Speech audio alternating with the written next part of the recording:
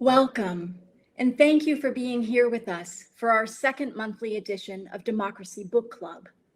Today, we are honored to share space with poet Ada Limón for one of her first public appearances since being named the 24th Poet Laureate of the United States.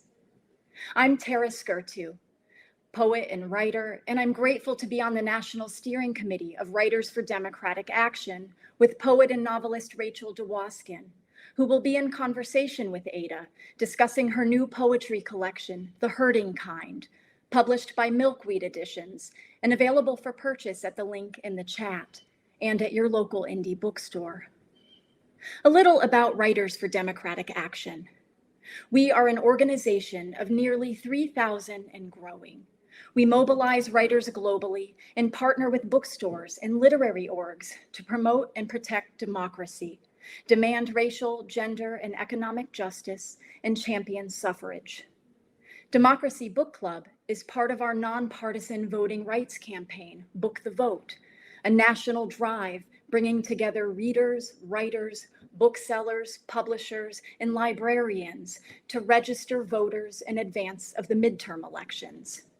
We're proud to have over 170 participating indie bookstores and libraries across the US so far. To become a member of WDA, to sign up for Book the Vote, and to find out how to start a state or country chapter where you live, please visit writersfordemocraticaction.org. And if you'd like to post on social media about today's event, we invite you to use the hashtag #BookTheVote and tag us at WritersForDA. A big thank you to our tech wizard, Christina Nosti, and to Books and Books and owner Mitchell Kaplan, who's on our National Steering Committee, for hosting us online today.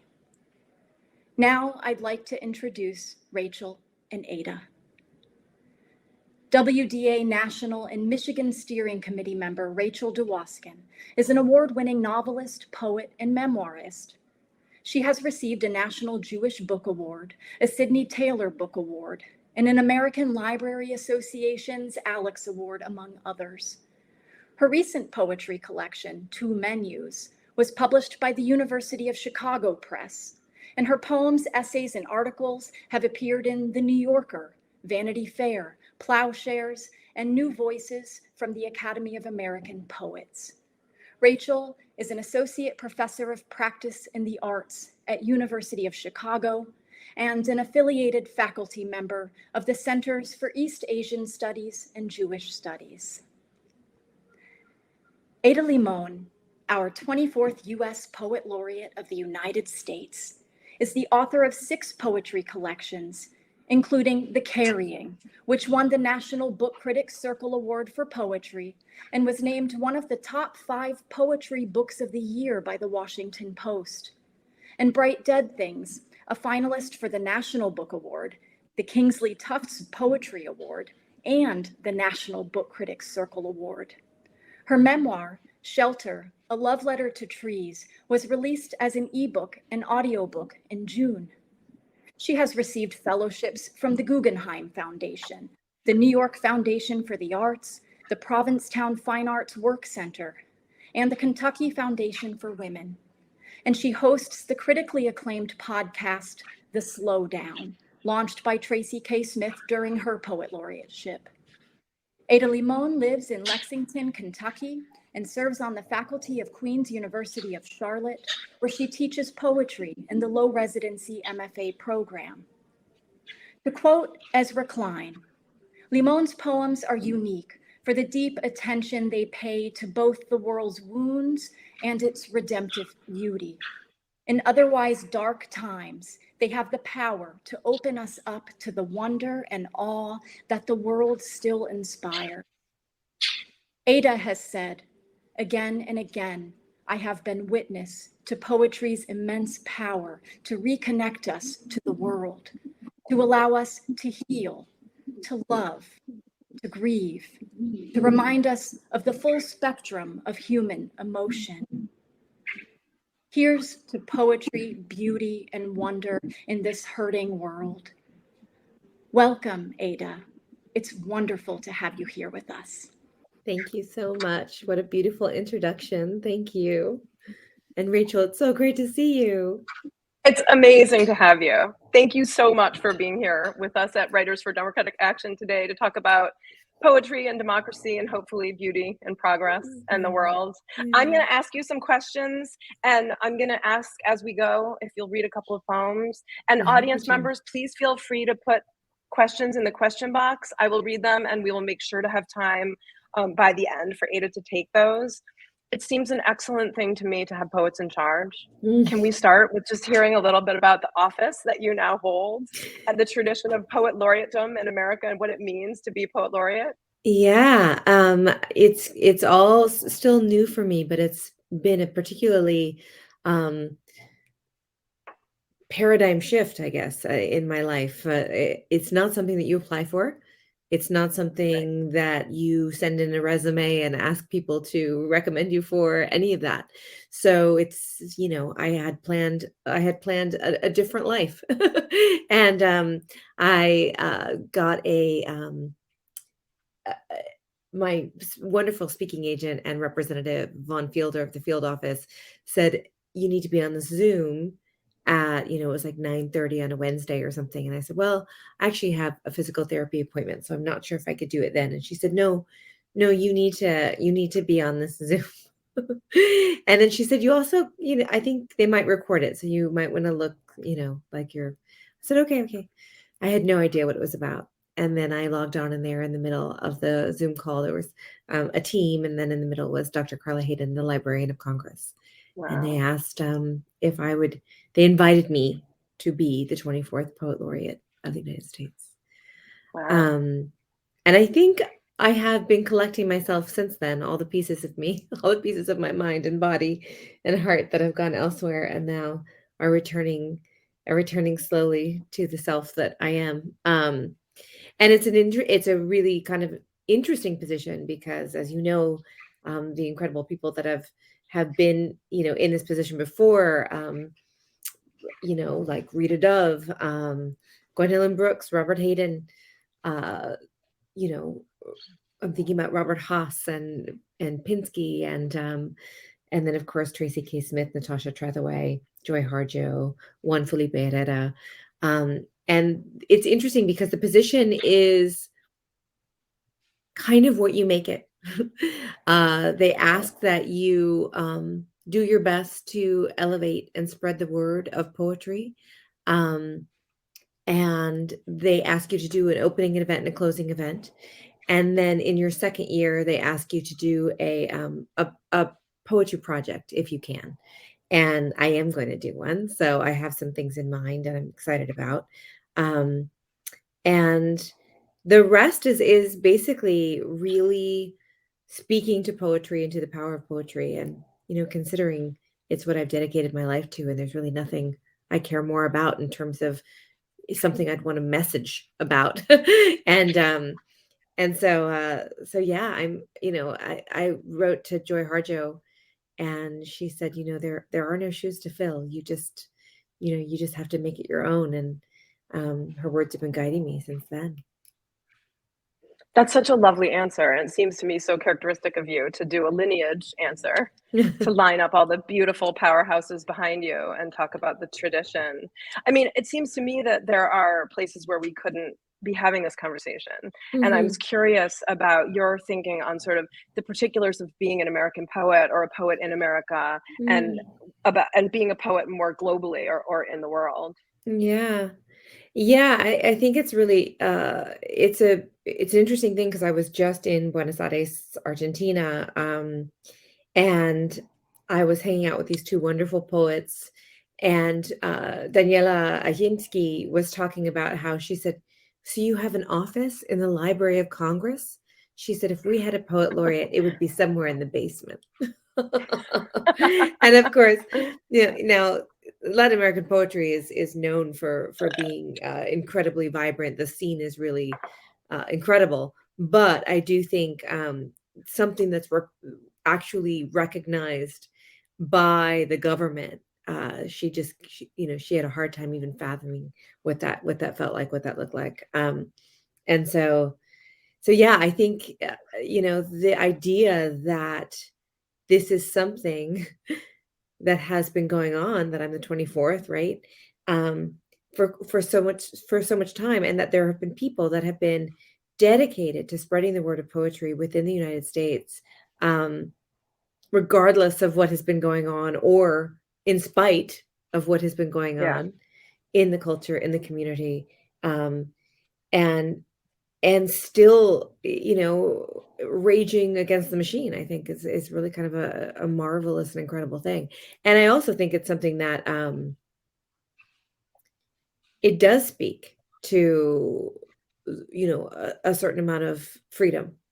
And I also think the idea that, I mean, I just got an invitation from the First Lady of Mexico, and she does a literary festival in Mexico, and she has read my book because of this position, and that kind of connection, and that idea that we cannot just have the conversation within the United States, but that it becomes a global conversation is really important to me Yeah. too, because I just did an event in Edinburgh that was virtual, but I've been trying to do some global events. And one of the things I really loved about that is that it has felt like, right, we're all in this together. This is Right. something that that is not just poetry is not just a product of the United States. In fact, quite the opposite. That seems totally right to me. And of course, it's Mhm. also causal in both directions or something. Again, I think it's interesting that you respond to the question about Americanism and poetry by talking about America honoring poetry. I think also there's a way in which your poetry honors America.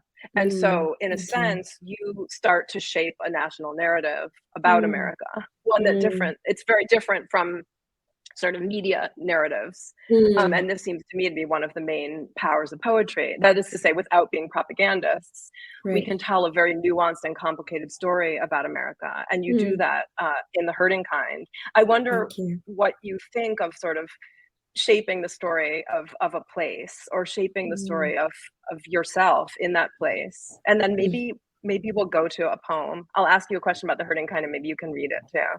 Yeah. I feel like, in terms of one of the things that I return to over and over again, and I'm sure you're the same way. I know your work and have always admired your writing, as you know. Thank you. And I feel like one of the things that always grounds me when I feel myself completely spinning off into the ether, into the chaos, into moving from crisis to crisis without taking a breath. Um, the thing that grounds me the most is the natural world. And it's also community. It's also ancestors and community, and feeling that sense of not being alone. Um, and, I think there's this idea that we feel like whatever's happening to us is really large, and sometimes it is really large, and it's Yeah. overwhelming.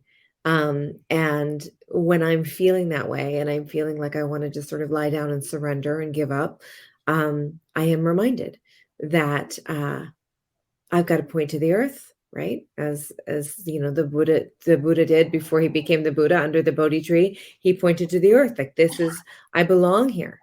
And Yeah. so that's a big part of what I do in my own work. And it's also not only pointing to the earth, but pointing to those who have come before me, those who have been in my community, um, that have fought for me to have this moment, whatever this moment is, even if that moment is feeling hurtful or hard. And I guess Yeah. this book for me in particular is definitely about place and location in the natural world, but I think it's very much about honoring tenderness. I think we live in a world, as you know, that really we tend to support and celebrate courage, strength, power, bravery, even resilience. I mean, I love the word resilience, but I don't know if I'm resilient anymore, And I feel like Yeah. we also need to give a little more credit to falling apart, to weakness, to tenderness, to generosity, to kindness.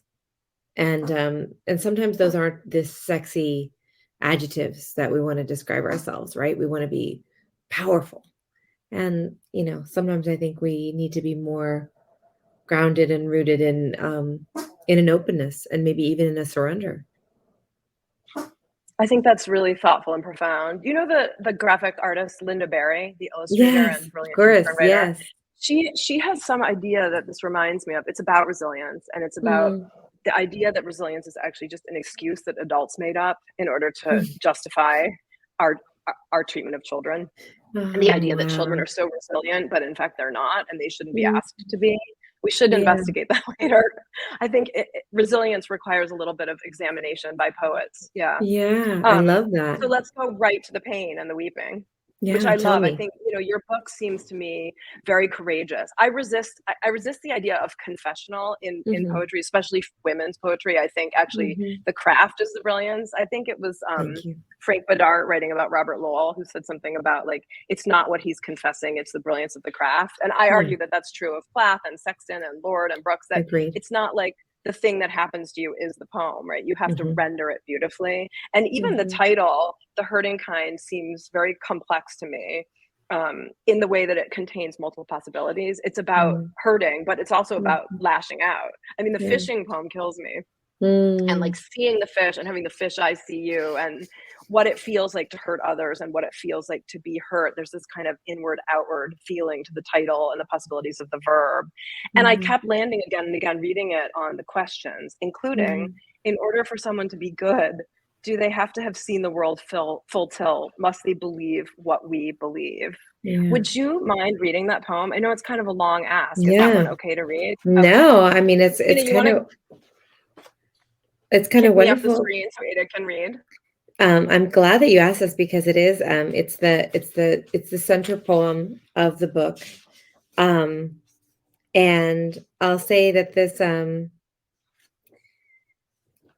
actually don't get a chance to read it very often, so it's a little bit longer. So those of you who are a little uncomfortable with length, just take a deep breath, and I'll try to ease you into it. Um, the hurting kind. 1. On the plane, I have a dream. I've left half my torso on the back porch with my beloved. I have to go back for it, but it's too late. I'm flying, and there's only half of me. Back in Texas, the flowers I've left on the counter, I stay alone there, so the flowers are more than flowers, have wilted and knocked over the glass. At the funeral parlor with my mother, we are holding her father's suit, and she says, he'll swim in these. For a moment, I'm not sure what she means, until I realize she means the clothes are too big. I go with her like a shield in case they try to upsell her the ridiculously ornate urn, the elaborate body box. It is nice bathroom in the funeral parlor, so I take the opportunity to change my tampon. When I come out, my mother says, "Did you have to change your tampon?" And it seems all at once a vulgar life, or not vulgar, but not simple either. I'm driving her now to Hillside Cemetery, where we meet with Rosie, who is so nice we want her to work everywhere. Rosie as my dentist, Rosie as my president. My shards are showing, I think. But I do not know what I mean, so I fix my face in the rear view. A face with thousands of headstones behind it, minuscule flags, plastic flowers. You can't sum it up, my mother says as we are driving, and the electronic voice says, turn left onto Wildwood Canyon Road. So I turn left, happy for the instructions. Tell me where to go. Tell me how to get there. She means a life, of course. You cannot sum it up. 2. A famous poet said he never wanted to hear another poem about a grandmother or a grandfather. I imagine him with piles of faded yolk-colored paper overloaded with loops of swooping cursive, anemic lyrics misspelling morning and morning. But also, before they arrive, there's a desperate hand scribbling a memory, following the cat of imagination into each room. What is lineage, if not a gold thread of pride and guilt? She did what? Once, when I thought I had decided not to have children, a woman said, but who do you think you are to kill your own bloodline? I told my friend Dee that, and she said, "What if you want to kill your own bloodline? Like it's your job." In the myth of La Llorona, she drowns her children to destroy her cheating husband. But maybe she was just tired. After her husband of 76 years has died, my grandmother, yes, I said it, grandmother, leans to me and says, "Now, teach me poetry." 3. Sticky packs of photographs, heteromaniacal postcards, the war, the war, the war. Bikini girls, tight curls, the word gams, land boom, Atchison, Topeka, and the Santa Fe, Southern Pacific. We asked my grandma Alamay about her mother for a form, records and wills, evidence of life. For a moment, she can't remember her mother's maiden name. She says, "Just tell them she never wanted me. That should be enough." Red sadness is the secret one, writes Rueful. Redlands was named after the soil. Alamay can still hold a peach in her hand and judge its number by its size, tell you where it would go in the box, if you're packing peaches for a living, which she did, though she hated the ways the hairs hurt her hands. 4. Why do we quickly dismiss our ancient ones? Before our phones stole the light of our faces, shiny and blue in the televised night, they worked farms and butchered and trapped animals and swept houses and returned to each other after long hours and told stories. In order for someone to be good, do they have to have seen the world full tilt? Maybe must they believe what we believe? My grandmother keeps a picture of her president in the top drawer of her dresser. And once, when she was delusional, she dreamt she had sent my grandfather and her on a trip to Italy. He paid for it all, she kept repeating. That same night, on her ride to the hospital, she talks to the medical technician and says, "All my grandchildren are Mexican." She says so proudly. She repeats it to me on the phone. 5. Once, a long time ago, we sat in the carport of my grandparents' house in Redlands, now stolen by eminent domain. Now the hospital parking lot. No more coyotes or caves where the coyotes would live, or the grandfather clock in the house my grandfather built. The porch above the orchard, all gone. We sat in the carport and watched the longest snake I'd ever seen undulate between the hanging succulents. They told me not to worry, that the snake had a name. The snake was called a California king, all slick black with yellow stripes like wonders wrapping around him. My grandparents, my ancestors, told me never to kill a California king, benevolent as they were, equanimous like earth or sky, not toothy like the dog Chacho, who barked at nearly every train whistle or road runner. Before my grandfather died, I asked him what sort of horse he had growing up. He said, "Just a horse, my horse," with such a tenderness it rubbed the bones in my ribs all wrong. I have always been too sensitive, a weeper from a long line of weepers. I am the hurting kind. I keep searching for proof. My grandfather carried that snake to the cactus where all sharp things could stay safe. 6.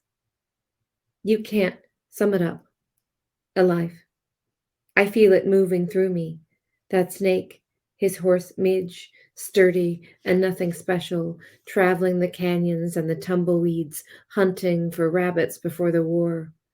My grandmother picking peaches, stealing the fruit from the orchards as she walked home. No one said it was my job to remember. I took no notes, though I've stared too long. My grandfather, before he died, would have told anyone that could listen that he was ordinary, that his life was a good one, simple. He could never understand why anyone would want to write it down. He would tell you straight up he wasn't brave, And my grandmother would tell you right now that he is busy getting the house ready for her, visiting now each night, and even doing the vacuuming. I imagine she's right. It goes on and on, their story. They met in first grade in a one-room schoolhouse. I could have started their story there, but it is endless and ongoing. All of this is a conjuring. I will not stop this reporting of attachments. There is evidence everywhere. There's a tree over his grave now, and soon her grave too. Though she is tough and says, if I ever die, which is marvelous, and maybe why she's still alive. I see the tree above the grave and think, I'm wearing my heart on my leaves, my heart on my leaves. Love ends, but what if it doesn't?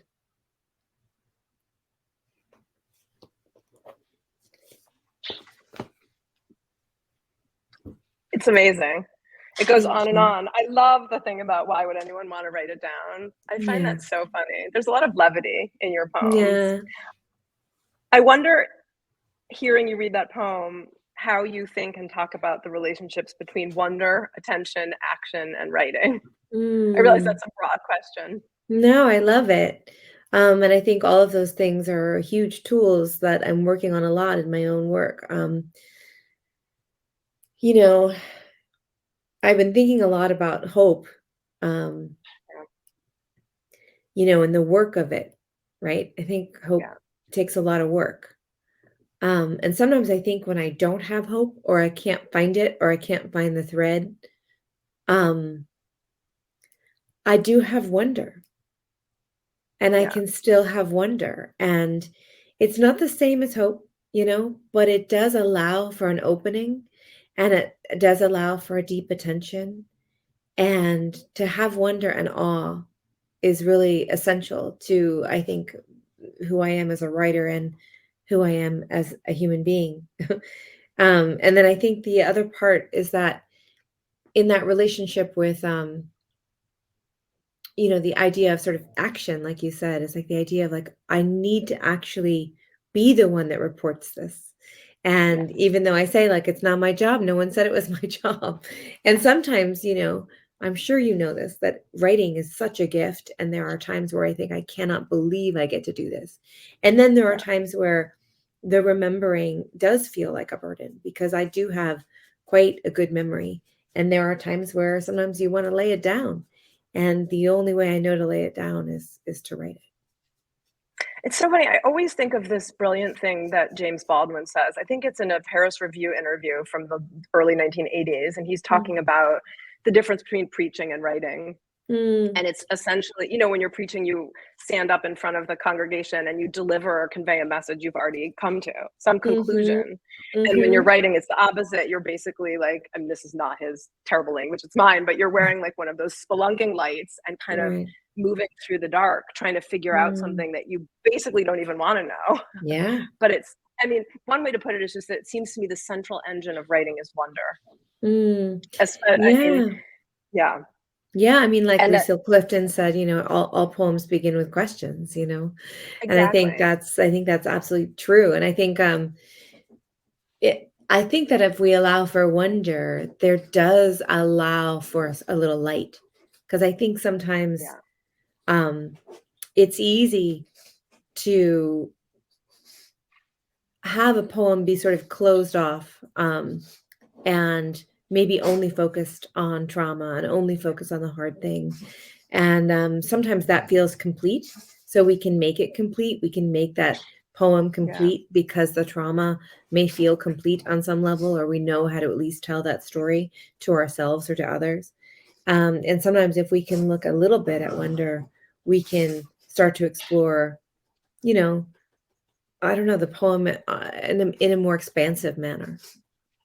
I think you do that often and really powerfully, that you open the poems up in kind of an oxygenating way by asking the questions. I have a question. You sometimes don't answer them. So here are some of your questions.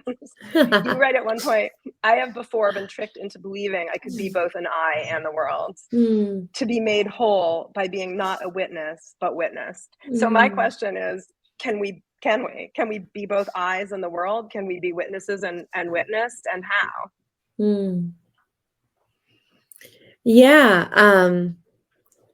I think I don't know. I think I don't know. I think you know, a lot of those, you know, the poetic questions are the questions of my being, and I think I, I do believe that there is this idea sometimes that if we can see the world fully and be seen fully, Yeah. we will feel healed and complete and whole. Um, and but I think that since we are living beings and the world is a living thing, I think that's always shifting. So I think you may have a moment of that. I think you may have a moment where there's a feeling of oneness or a feeling of completeness. And then I think, you know, it shifts and it falls into the slippery cracks of life and morphs into something else. I feel those shifts in the book a lot. And I sometimes feel you almost becoming one with the natural world, or things reversing in a strange and magical way, the leaves Oh, jumping thank back you. onto the trees when they're in fact Mm. birds, or and I'm curious too about your take on rules. And in the Magnificent Frigate Bird, you write, a mentor once said, you can't begin a poem with a man looking out a window, too many men looking out a window. And then you ask, what about a woman? Yeah. And I wonder, can we do it? Can we open our poems with women looking out windows? And who are the women in the poems? Like, what are the rules? You say later that you come from a line of serious men who follow rules. And I Yeah. just wonder, do the rules hold for poetry, for activism, for living, for you? Yeah. I mean, I think that there are, I think very often in my work, I'm sort of like, someone said this, and as soon as someone says it, I'm like, is it though? You know, and I feel like there's so much of our lives as writers is like someone saying this sort of pearl of wisdom, and for us holding it inside and being like, yes, this is how I will live my life. This is my guiding quote. I'm going to put it on my desk and I'm going to write it on a Post-it. I'm going to get it on a shirt, you know. And then like as you age and change and things happen, you start to be like, is that true? Yeah, Is that? totally. And I feel like most of my life, again as an artist and again as a human being, is asking myself to question those old stories, to question sometimes unhelpful myths that come back to me. You know, in order to do this, you must do this. In order to, you know, all sorts of ideas that I have taken from incredible teachers and foundational poets. And at the same time, I still feel like it's good to question, because I think if they were living, and some of them are, you know, they are questioning those things again. You know, that's a thing that they said, or a thing that they wrote. And, you know, as we age and change and shift, we become, you know, more malleable to the world. We also are like, you know, sometimes, you know, I think there's moments where we have, like I used to think that in order to be a writer, I had to write every day. Like Right. that was my That's a identity. That rule, was, right? yeah, that was a rule, right? These were these things that you did to practice. And now that's not the case. I don't feel like I need to write every day. And, you know, I think I'm all for just, you know, I guess, you know, as soon as someone gives me a rule, I think, maybe not. You can feel there's like a little river of belligerence running through the book. Completely. You I can mean, feel the resistance. I am definitely a rebellious child. And every time, Yeah. and I think that even as a writer, and I know that you have felt, I think we've even talked about this in the past, of like, if someone says, oh, you do this, I think, Yeah, it's do very I? irritating. Do Yeah, I I don't also know. do the other thing, I the was like, opposite maybe I thing. do that sometimes. Right. And now And I'm I feel gonna like, oppose it, right? yeah. Yeah. And so I think that there's, I know that there are poems that I have literally written based on someone saying, you know, oh, Ada does this X, Y, and Z in her poems. And even if it's praise, I'll think, well, Right. I'm going to try to do something totally different. Or It isn't I'm that going to, thing. Yeah. I'm going to Yeah. question that. I'm going to probe at that. Yeah. Let's go from resistance to fury, because Yeah. there's the line in your poem, only the faintest blue.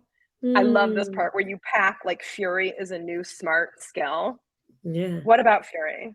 What's its Yeah. place for all of us, but for women in particular and for poets? Can we wield it? Is it a new smart skill?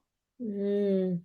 I think rage and fury definitely have their place. I will say, because I think that they're a place for power. I think that there's something that we need to Yeah. feel. I think it's something that we not only do we need to feel, but I think we need to, if we don't feel, it's actually quite dangerous. Yeah. Because someday we're going to wake up really, really mad and not know Yeah. why. And it's because we haven't let ourselves feel rage or feel fury, or even act on that rage, even scream or to fight, or to take action. And I Yeah. think the one thing I will say about it, though, as a writer, as an artist, have a very difficult time writing from rage. Yeah. In the white heat of the moment, that is hard for me. Um, you'll note that even in that poem, that's about an event that took place in the year 2000 or 2001. So, Mhm. you know, that's a poem I could write now, 20 years later. And so I think that it's important to remember sometimes that when we talk about those things and talk about rage or temper, which I think, again, incredibly important to talk about, especially as women, that often our rage or temper has been dismissed or undercut or, uh, placated. And I feel Yeah. like what we really need to do is really figure out where that's coming from, right? Yeah. What is the thing that is making me angry? And sometimes it is an actual structural issue, right? Mhm. That needs to be addressed. And it's not just, oh, I don't know why I feel angry today, Totally. Um, Yeah. but I do think that it's easier for me to explore something that made me rageful after I have some space for it. When I'm in, and it's not that I don't write about it because I keep a journal that I write in every day, but it is that what I write is not very good. That what I Well, this write, is, yeah, yeah, is not. It doesn't have any clarity to it. right. And oftentimes it's kind of the cliches that anger can tease out of us.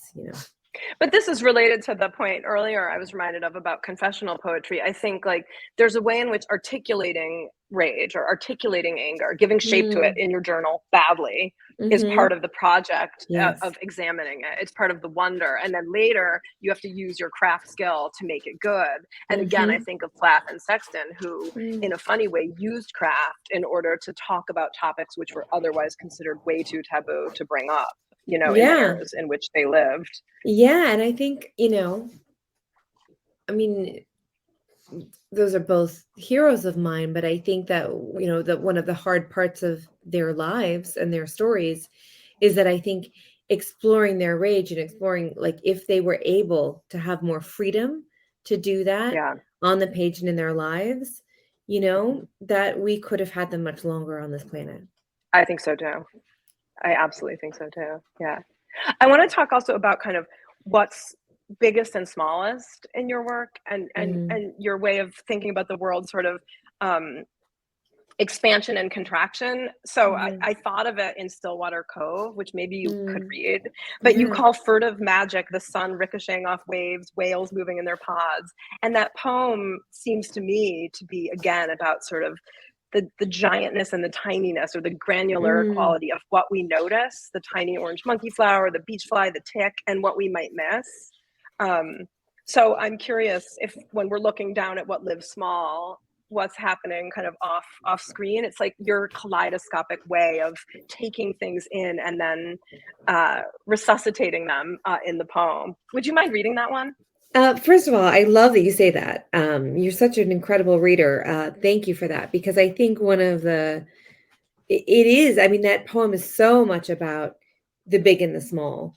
Um, and that idea of the things that we lose sometimes when we're looking, in a sort of myopic manner into the right in front of us. But then also this idea of like, oh, are we always supposed to be staring at the horizon? And I think that duality is something that is very present in my work. And I think it's present in one of my life's questions, right? Is like, where do we lay our attention?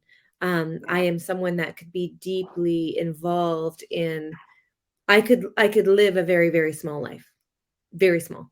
You can see the two dogs. I'm dog sitting one dog, but you're sort of hearing my dog wander around, and I could live my life sort of serving her, and go taking her from one place to the next, and being in the garden, and probably feel pretty complete doing that.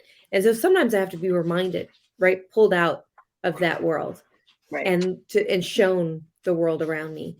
And then sometimes I'm up here and I'm so much on that plane of seeing the world around me that I have to be reminded of what it is to live small. So I think that those two things are always at play for me. And hopefully I think she's calming down. I say she's calming down, and then you can see her. Are you calming down? Okay. This is a poem for my stepfather, Brady. Stillwater Cove. It seemed a furtive magic, sun ricocheting off cresting waves near Stillwater Cove, the soft rock cliffs of sandstone and clay, the wind-tilted cypress trees leaning toward the blue Pacific, and it was only you who'd see them. A migrating pod of gray whales going northward, new calves in tow, shooting a spray of frothy expelled water from their blowholes, and making a show of breaching in the clear spring air off the coastline. We'd whine that we'd never caught a glimpse of the slick back or tail slap, nary a spy hopping head raised above the swirling surface. Too young to look outward for long. We'd lower our eyes toward what lived small, the alligator lizard in the coyote brush, the bracken fern, orange monkey flower, the beach fly, the earwig, the tick. It was your trick, always a wail as soon as our heads went down. Had to have been a lie. They'd come up while we zeroed in on Mexican sage monarch. Distracted by the evidence of life at our feet, we had no time for waiting that was required. To watch the waves until the whales surfaced seemed a maddening task. Now, I am in the inland air that smells of smoke and gasoline, the trees blown leafless by wind. Could you refuse me if I asked you to point again at the horizon? To tell me something was worth waiting for?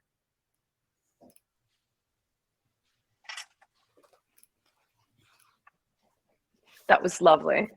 Totally lovely. Thank you. I was thinking about Audre Lorde when I was reading your poem, I have wanted clarity in light of my lack of light, of her idea that when we speak, we're afraid our words will not be heard or welcomed, but when we're silent, we're still afraid. So it's better to speak.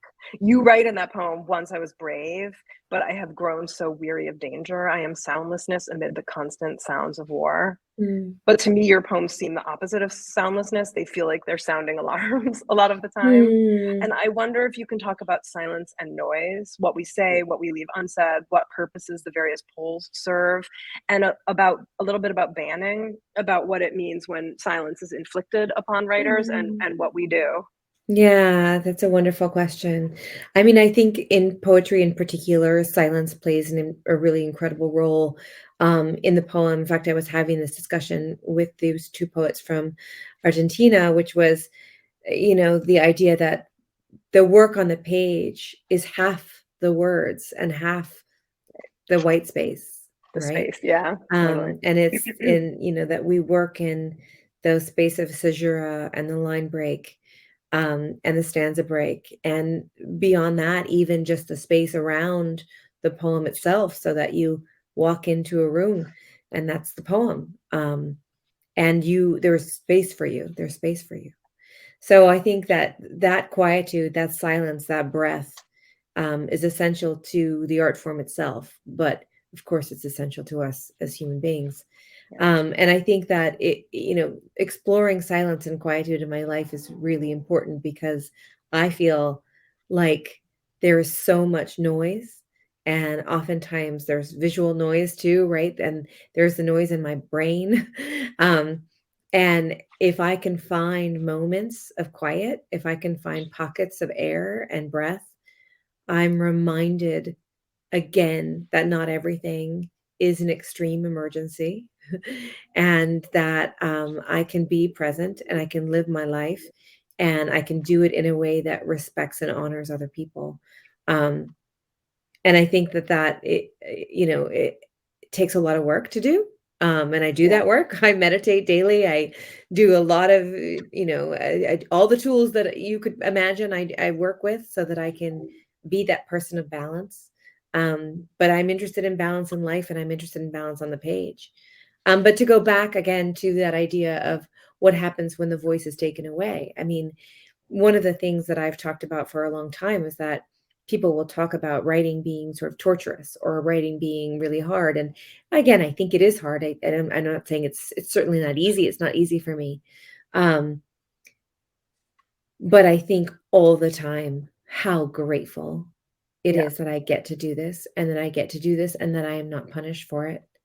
And that Yeah. other people get to read it, that the poem gets to travel one poem at a time, right? That it gets to travel, that it gets to move away out of my body, out of my mouth, out of my heart, out of my house and into the world.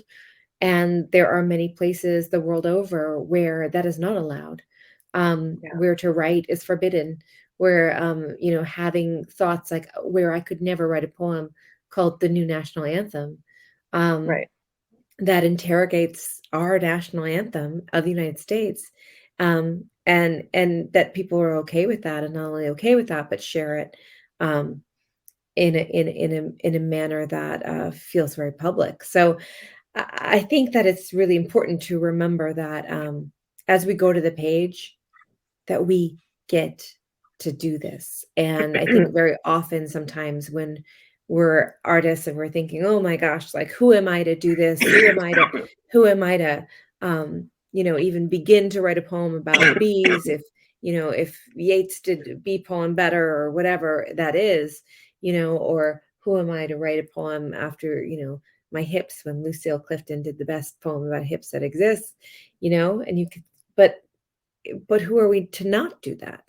And I think that honestly comes from me, not only recognizing how many people around the world don't have that right now, but how many people in our lifetimes or in our past or in our history have not.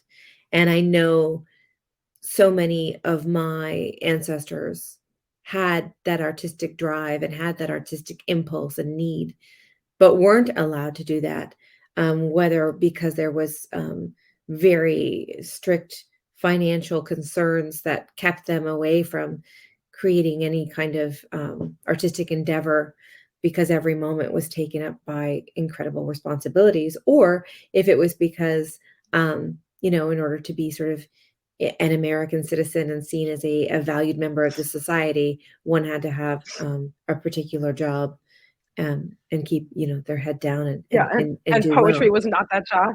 Yeah. Yeah. Yes. Okay. So excuse my coughing. My final question is about the end of your book. Are you okay, by the way? I'm totally fine. Yeah. I'm getting over a little cold, which wasn't COVID, but I have a Okay. little lingering Yeah, cough. I had COVID in the beginning of August, so I'm Oh, just, did you have it? A little yeah, plague, a touch of just had the plague. Yeah. So I hope you're okay. Thank you. You end with the end of poetry, and I was kind of laughing reading that poem. I was reminded of Robert Pinsky, who was my teacher in Yeah. poetry school. And when he was poet laureate, I remember he was interviewed once by Newsweek, and the Newsweek reporter said to him, "But isn't poetry dead?" And Robert said, "Isn't Newsweek dead?" And I was thinking about you and your collection and how we keep poetry alive. And in a way, Yeah. you've already answered this beautifully in your last answer. But just for our final moment before I go to audience questions, because I know we have two, how do we keep it alive? How do we keep keeping it fresh? How do we keep making it move and matter as poets and as readers of poetry? Yeah, I mean, I think that one of the things that I'm really excited about being being a part of the poetic community now, and I'm sure you're feeling this, is that there's a lot of incredible work that's happening right now, and I think there's a lot of questions of what is a poem, What are its possibilities? Who gets to write a poem? I think that we've had incredible poetic ancestors that have asked over and over again, can I write about this? And done so. Yeah. And I think we're watching that permission be granted again and again. And I think a big part of keeping poetry alive is making sure that we keep granting permission for a type of freedom on the page. Yes. And I think that also we have to provide really healthy models for working, so that we want to make sure that the young artists write poems, but also know how to take care of themselves, so that, I believe in paying artists. I believe in artists having different models for different jobs, so that, you don't think you're a failure if you are a poet that also has two other jobs. I have many jobs, but I had, worked many jobs before that. And I think that we need to talk about, financial security as artists. I think that we also need to make sure that we remember to tell our young poets, and maybe not even young, but just new poets who are starting out and really wanting to, plummet into the depths of their trauma or despair, to not go into the bottom of the well unless you have a ladder out. And I think we often have been taught in graduate school, like, oh, just write about the worst thing that's ever happened to you. And I like to say, unless you have a therapist waiting outside the door, I actually think that is not wise. So I think in order for poetry to be alive, we need to make the poetic writers, right, our writers, feel healthy, and that this is something they can sustain.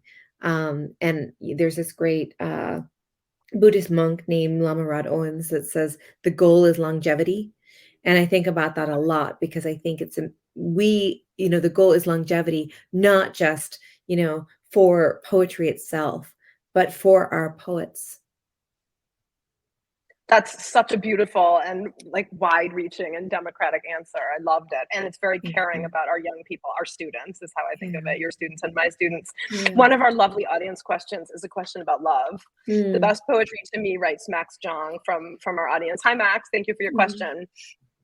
The best poetry to me feels humanistic. So I'm curious, how might we ground our collective politics not in terms of moral superiority or ideological purity, but rather love for others?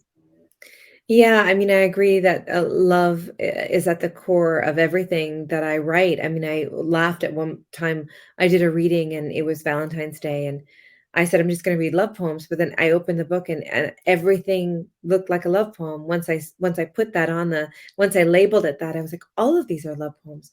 And then I was like, when an elegy is a love poem, a poem about a tree is a love poem. And I suddenly, it really did have this incredible shift. And during this reading, it was just remarkable. The whole audience, we were like, everything's a love poem. And I think that's really true.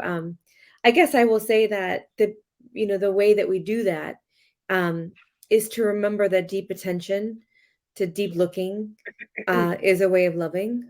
But then also to remember that sometimes love is complicated, and it also needs sometimes a little criticism, and we need to interrogate it. What do we love? Why do we love? What is the purpose? How do we love? And I think when we talk about love being the engine of so much of our creative work and so much of our livelihood and our life and our beingness, I think we also have to remember that we have to have gratitude too. And we also have to make sure that we're grounded in that kind of grace and gratitude, and that love doesn't become selfish or maybe a forced attachment sometimes. So yeah, I mean, there's lots of ways to look at it, but I agree. I think that is where we need to focus our attention. I know for me, it's a word that I hold very deep in my heart. We have another question from Robert in the audience. You talked earlier about hope and wonder. When you don't have hope, you have wonder. How do you keep that and sustain it? Yeah, it's a lovely question. I'm not sure exactly if I do sustain it. I think there are times where it's too difficult. But I'll say for the most part, when I am feeling like I don't have hope, I can actually look, and this is going to sound, maybe a little cheesy, but like that I can look out the tree. I'm looking at a tree right now, the silver maple outside my window. And I'm watching it move and sway in the wind. And it is so alive. There are so many birds in it. You can just see them everywhere. But also how each leaf is being touched by light in different ways. And I can't help but think that it's awe-inspiring.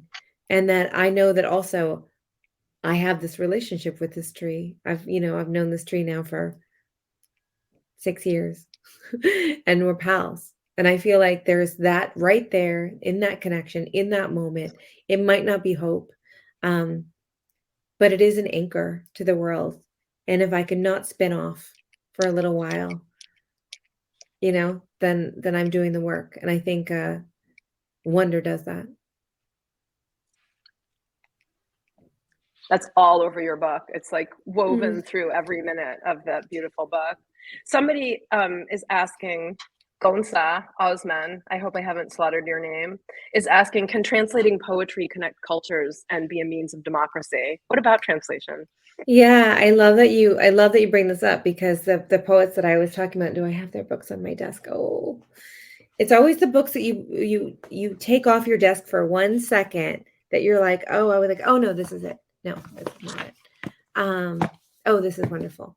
So one of the poets that I was talking about, Daniela Atinti, she's amazing. And this is her work. It's not translated into English yet, but she is a translator, and she just translated Ellen Bass's beautiful poems into Spanish. And that's one of the things we were talking about, because I think to be able to cross borders that way, right? Is so essential to how we're going to have a conversation about saving the planet, how we're going to have a conversation about repairing our connection to humanity, especially after, as we're going through the pandemic, as we're going through the climate crisis, and a war. And I think that the more we can translate each other and our poems, the more we are connecting to our humanity on a larger scale. And I think it's really essential. I also think it's a shared music. The music is so different, of course, in each language, but to have that shared music of breath, which is the same, I think that that really is a bonding and everlasting connection. Yeah, that's a beautiful idea, matching in the silences or something. So on borders, there's one comment in the Q&A box, and then I have a little call to action, which I pulled from one of your poems, which we'll end on, because we only have 2 minutes left. Okay. Janice Chavez writes in the question box, as a Chicana Latina writer on the US-Mexico border, I would like to see you in your term address the overwhelming and challenging issues of immigration, world migration, and displacement, which I think your poems do address. No child, no adult should drown or die in the heat or in a sealed truck to cross our borders. We need your words and attendant action to address our cry. We are all immigrants and refugees. Thank you for that comment. Thank you so much for that comment. Thank you. Really powerful. And then my closing thought is actually also about traversing a border. It's about the lion in your poem who clears the fence. There's a lion who leaps over a fence, and it's a video, right, of a lion which you're watching over and over. And the lion is leaping free, in my reading, of human restrictions, borders, and impositions. And the line in your poem, which is now my mantra, and which I hope will be our new WDA, Writers for Democratic Action motto, I would wear this t-shirt, is see a fence, jump it. So, I love that. From here on out, my own personal idea is going to be see a fence, jump it. We're trying to fight for democracy. We're fighting for poetry. We're fighting for equal rights for all human beings. We're fighting for our indie bookstores. Please buy Ada's beautiful, beautiful book, The Hurting Kind, from one of the indie bookstores listed in the chat thread. And thank you so much for joining us today and for being so thoughtful and kaleidoscopic and wide-ranging and gorgeous in your answers. And see a fence, jump it. Yeah, thank you. Thank you so much. Yeah, we can all have a mountain lion in our heart today. It was so great to see you and great to be in this conversation about your new book and your Thank poet you. laureate-dom. Let us know too what your projects are and how we can be useful to you. Oh, thank you. Yes, I will. Yeah, they're starting to come together. I'm so looking forward